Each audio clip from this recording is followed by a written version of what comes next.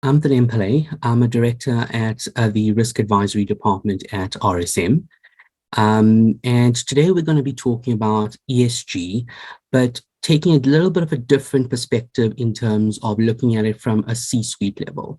And that is essentially where our strategy on ESG gets born and how the culture essentially on ESG gets driven through an entity. So when we look at ESG today, we're going to be looking at transforming the business strategy from the top down, because it's actually going to have quite a key impact on our business strategy or even ordinary business strategy going forward. Whether we choose to adopt it or not, our suppliers or individuals or companies in our supply chain may certainly do so, and we essentially going to have to either adopt a certain strategy towards ESG, or we essentially going to be trailing behind our competitors from that aspect. So a key question when I deal with sort of conversations regarding ESG is, what's essentially sort of the business case for it. So aside from obviously, the social impact and social responsibility side, from an environmental standpoint, people always, or companies always want to know, well, so what's the financial benefit from that standpoint? And I came across quite a good sort of quote from the CEO of BlackRock, Larry Fink, and he said, ESG is not just about doing good. It's about doing well by doing good. Sustainability is not separate from the business. It's part of the strategy for long-term growth. Now, that certainly wasn't the case when, we started with sort of the Industrial Revolution, etc. But going forward, that is definitely going to be the case. It certainly is the case in many companies and organizations throughout Europe. That's more widely adopted from an ESG standards and regulations perspective. More so now in Asia Pacific, certainly in North America. In South Africa, we are not. We are trailing a little bit behind. But we do have, for example, the JSE sustainability guidance framework. We do have standards such as the UN Sustainability Development Goals that we are able to essentially, look at from adopting that from that perspective. But from a culture aspect, it is still sort of trailing quite a bit behind, especially when we look at our entire supply chain of most organizations in South Africa. So let's maybe just take a step back for a second. What are we talking about when we talk about ESG? So ESG stands for environmental, social, and governance. Three key factors investors increasingly consider in their decision-making process. Over the past few decades, ESG has evolved from a niche concern to a mainstream business imperative. In today's global landscape, ESG issues are more important than actually ever before. Research suggests that a strong correlation between ESG performance and financial performance. Investors are more and more interested in companies with strong ESG credentials. So addressing these sort of ESG risks cannot only protect a company from reputational damage, but it also opens up a lot more new opportunities. So, investors, areas or revenue segments that you may not have been able to tap into before, you certainly will be able to tap into if you were to adopt an adequate business strategy from an ESG perspective.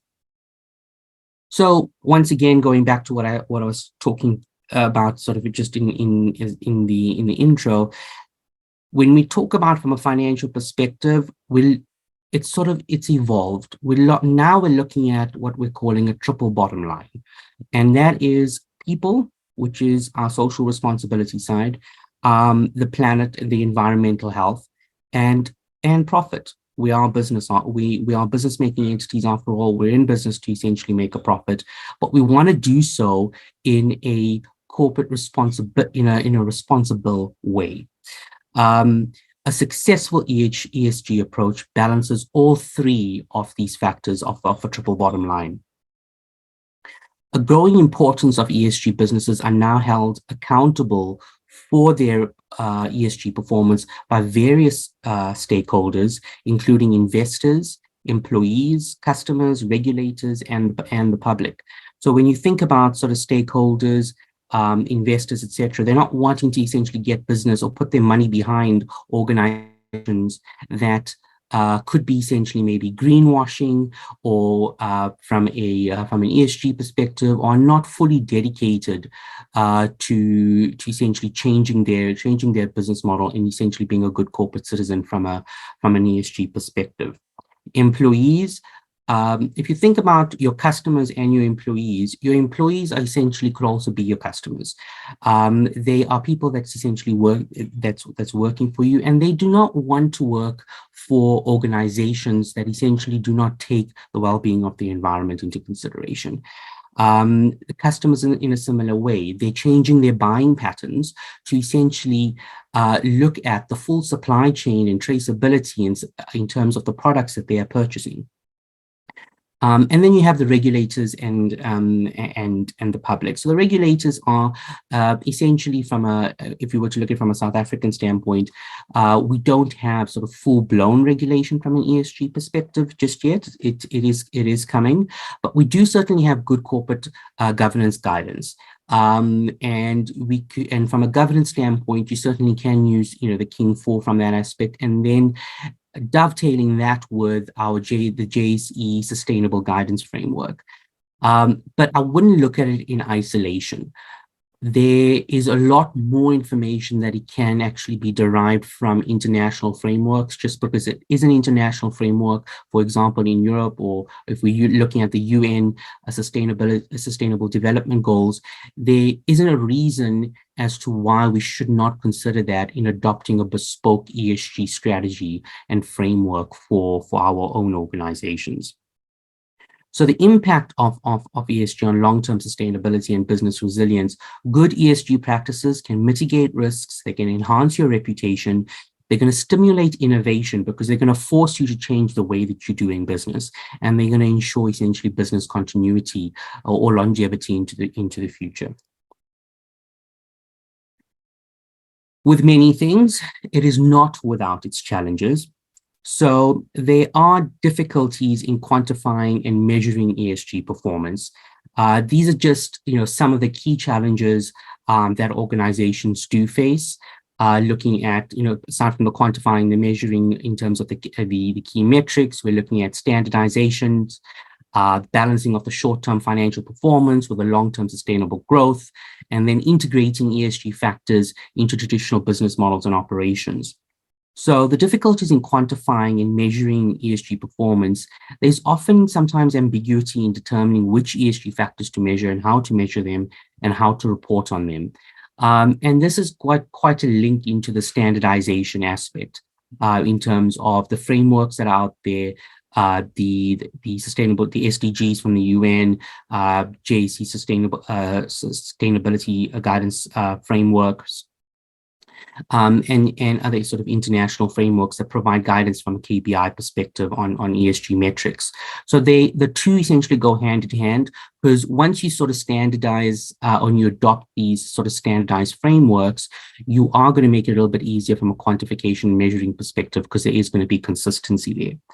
A lack of a standardized ESG reporting and differing regulatory requirements. So without a universal ESG reporting standard, businesses face sometimes confusion and inconsistencies in their reporting efforts. And balancing short-term financial performance, this is probably one of the key aspects, certainly within a South African standpoint, and actually within an African context, is as a developing country, we certainly want to look at balancing our short-term financial performance with long-term sustainable growth. But then the question is, how do we actually go about doing that with us being sort of a developing country? And we know we have specific challenges in South Africa, especially from sort of an energy standpoint. But just as an example, those types of challenges do gives birth to sort of new industries and growth in new industries, specifically in sort of the renewable energy sector. And certainly we can see that massive growth taking place right now in South Africa, certainly from a consumer standpoint. And then integrating ESG factors into traditional business models and operations. Businesses may struggle to understand how ESG factors fit within their existing frameworks and processes. And I think the challenge mainly comes from you're trying to essentially try and, just fit it into your existing practices. You need to be able to take a step back to say, is my current business practices essentially fit for purpose based on sort of our new business objectives and our ESG goals? And then you're going to be able to essentially, I think, streamline, adapt, make changes to essentially the business strategy, both from a strategic aspect and from an operational standpoint. But when we have challenges with many things, there's also then the benefit side. And the benefits from an ESG aspect in terms of adoption, we look at risk management. People don't think about it, but there is performance and profitability, investor attraction, reputation and brand value, long-term sustainability, regulatory compliance, and societal impact. From a risk management standpoint, ESG factors can help to identify potential risks that might not be captured in traditional financial analysis. For example, a company with good environmental practices might face regulatory fines, reputational damage, or business disruption. On the performance and profitability pillar, there is growing evidence that companies with strong ESG profiles, so going right back to what I said at the very beginning, these companies may outperform their peers in the long run. They are often more innovative, efficient, and better at anticipating and adapting to changes. So because they're they're changing essentially their business models, ESG is forcing them to do that. And in order to do that, you have to be more innovative. And that means taking consideration of not just technology, from a business transformation aspect, but certainly from essentially thinking about the way that you actually do business.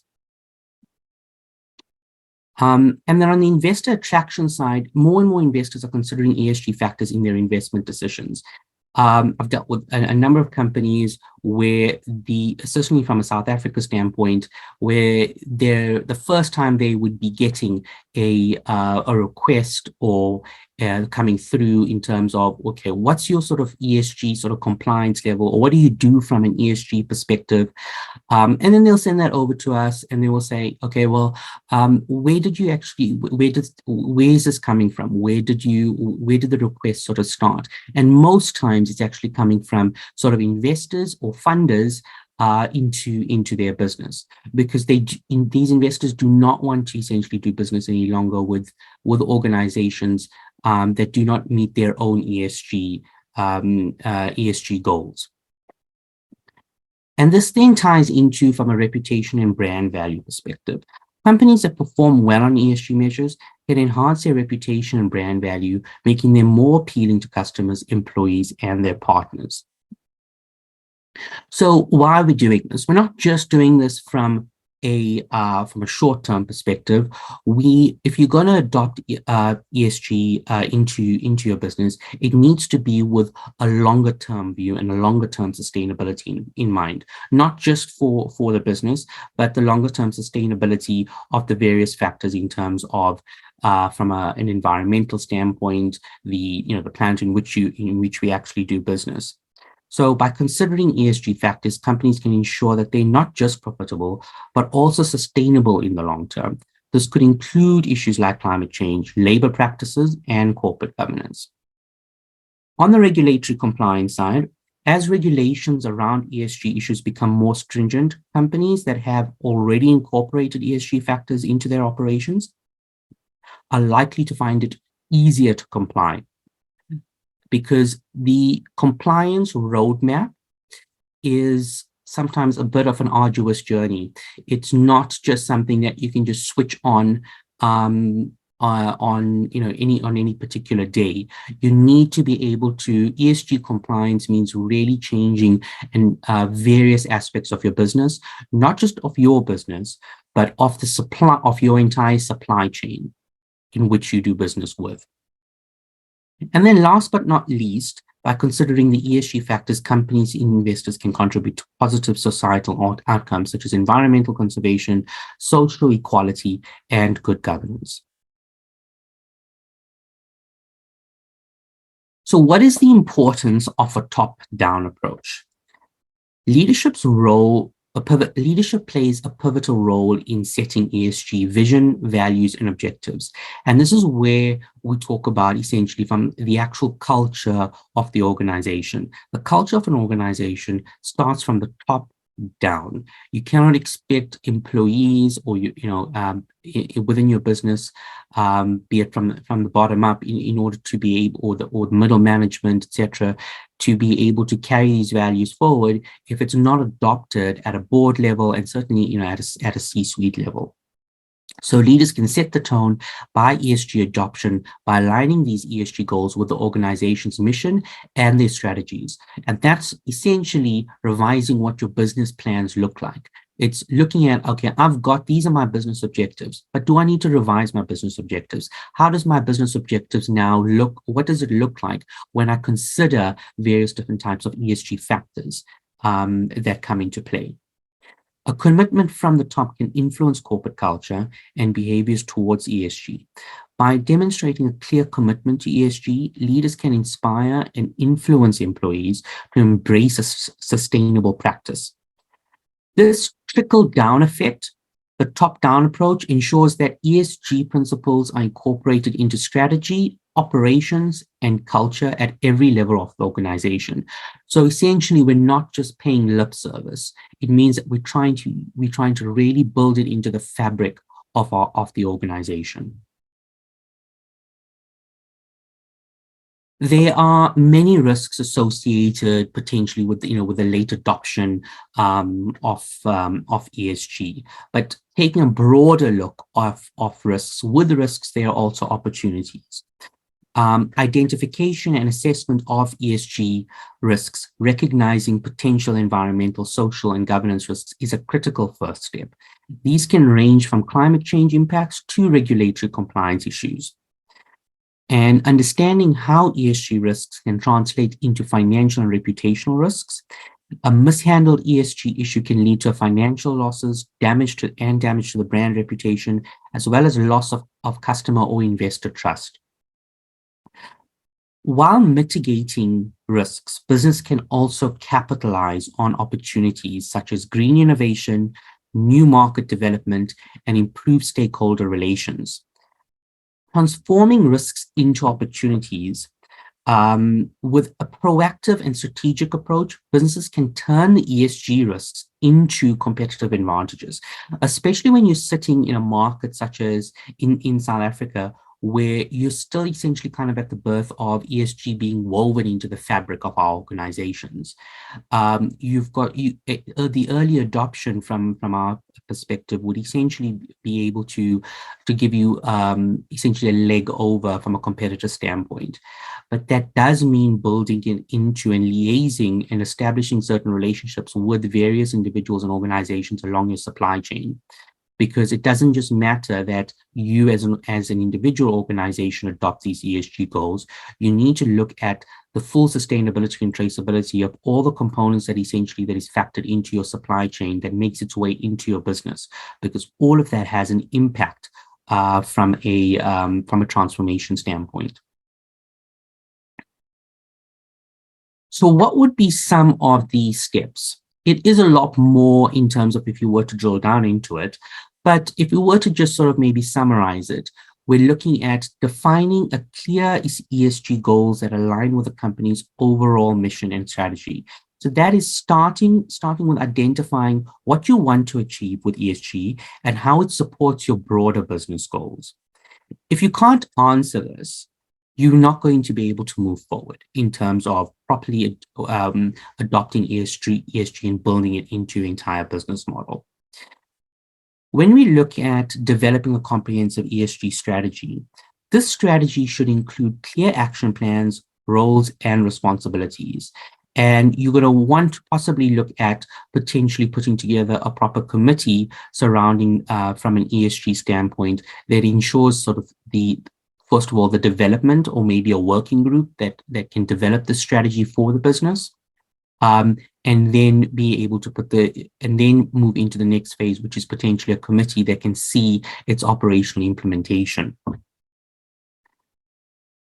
From an implementation standpoint, this might involve establishing, as I said, a dedicated ESG committee or integrating ESG oversight into existing governance structures.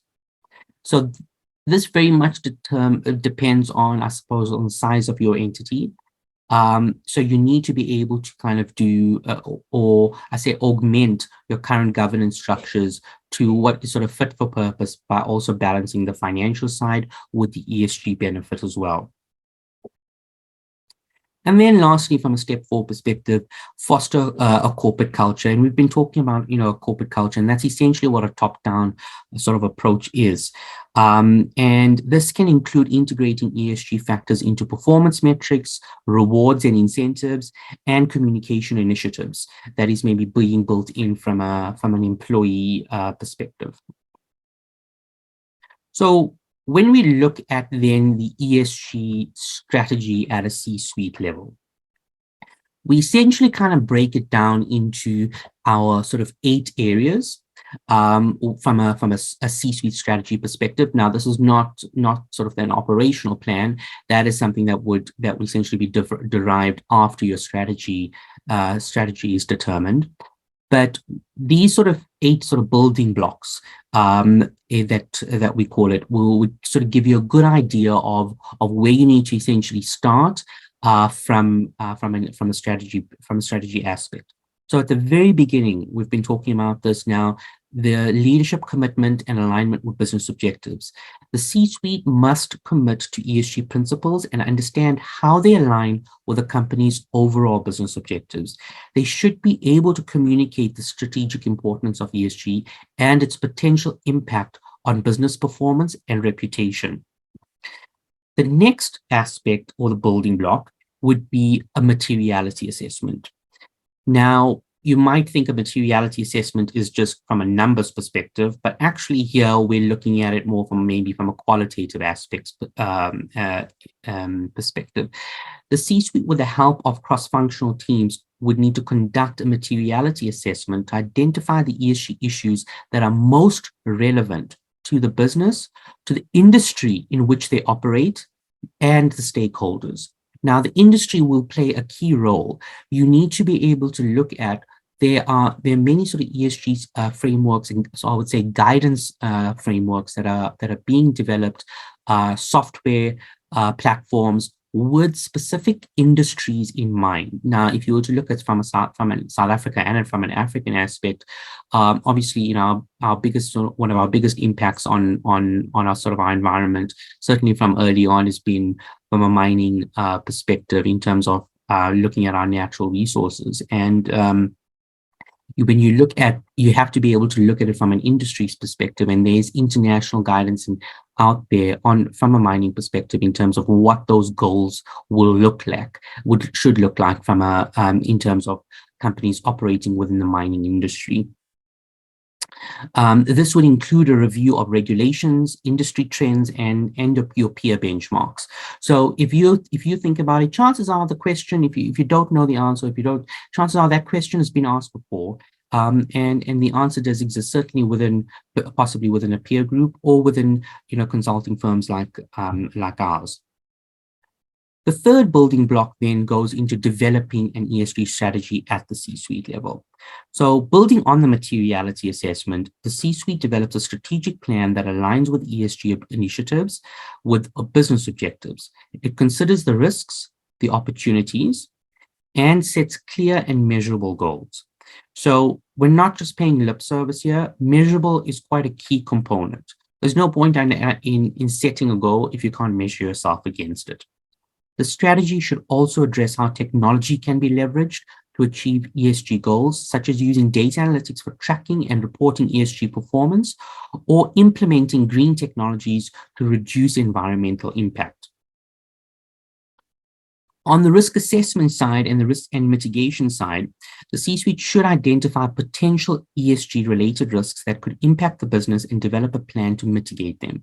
This could include risks related to regulatory compliance, reputation, financial performance, and operational disruptions, particularly within supply chains or when we're looking at international supply chains.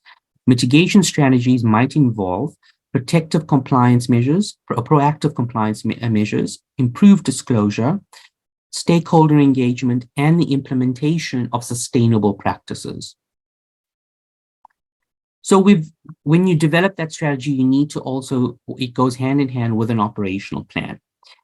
You need to be, then the next step is translating this strategy and these strategic ESG goals into an operational plan with clear actions, which include responsibilities, timelines, and resources that are needed.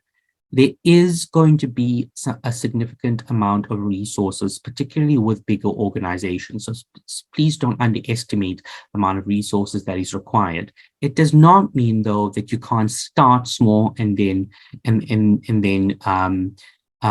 build on those sort of building blocks from an ESG perspective. The operational plan should be integrated into the day-to-day operations of the business, and employees at all levels should be trained and involved in the implementation. So once this is done, you don't just, put it together and then park it on a shelf, right? You need to be able to then monitor. So when you execute the operational plan, and you need to be able to set up a system for monitoring progress towards ESG goals. This could involve setting up ESG-focused roles or committees, leveraging technology for data collection and analysis, and regular reviews to ensure alignment with the strategic plan. Reporting and communication. Regularly report on ESG performance to stakeholders, including the board, investors, and employees. More and more organizations are pulling this into their integrated reporting, certainly from a South African standpoint. Reporting should be transparent and align with recognized ESG reporting standards. The C-suite should play a key role in communicating the company's ESG performance and commitment. And then lastly, we've got our continuous improvement and innovation. Just because you've started off doing something doesn't mean it can't get any better. As the business grows, so will your ESG strategy and the ways in which you implement it. So the ESG strategy is not a one-off activity. It's a continuous process of improvement and innovation.